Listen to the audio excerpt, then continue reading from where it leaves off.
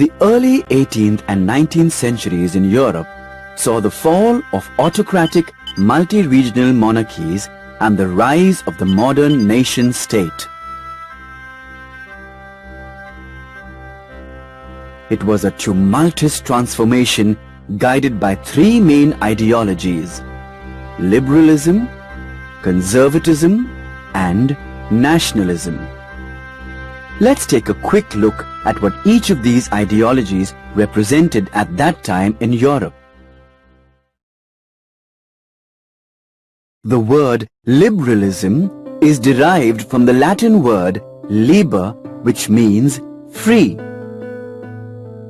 Liberals usually belonged to the educated middle class. They campaigned for freedom and equality for all people. They believed that all people should have freedom of speech, thought, expression, religion, assembly, and association, among other things. Politically, liberals sought two things. One, government by consent or elected government. Two, the right to vote for all men, irrespective of class. Women's suffrage was a separate movement entirely. In economic terms, liberals sought the right to own property for all people. Remember, until now, property was controlled by the upper class of society. Liberalism stood for abolition of privileges by birth. The liberals also fought for free markets. They sought removal of state restrictions on the production and movement of goods within a unified territory. Thus, many liberals became liberal nationalists. That is, they began to seek the formation of a unified territory or nation in which liberal ideals could be implemented. Conservatives in general were people who did not want change.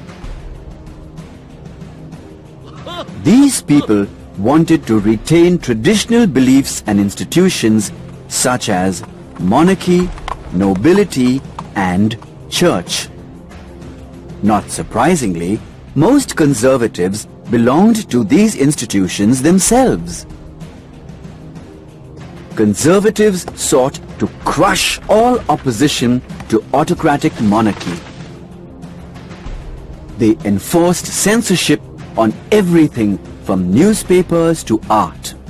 Books, songs, plays, and other forms of expressions were banned from reflecting ideas like liberty and equality. Conservatists wanted people to forget all that the French Revolution had inspired them to do. The idea of nationalism was an offshoot of the idea of liberty.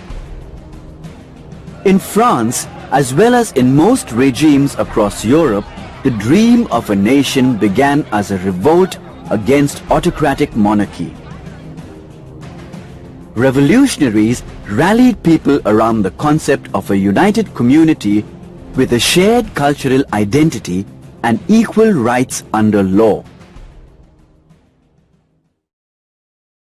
Nationalism evolved as the desire of people who spoke the same language, shared the same culture, and had the same ancestry to belong to one unified territory or nation.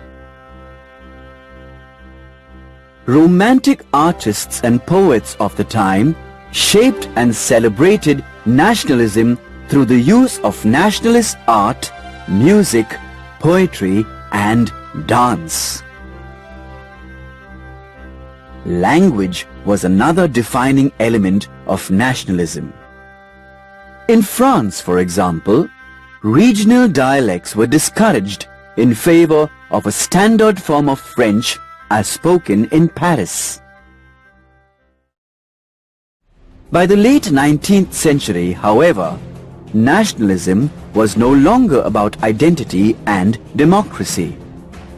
European nationalism now began to manifest as a quest for dominion over other regions. The quest for dominion in the Balkan region was particularly intense and eventually led to the First World War.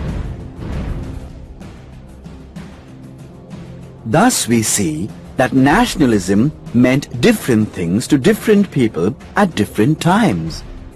Yet, by the end of the 19th century, the idea that society must be divided into nations was universally accepted.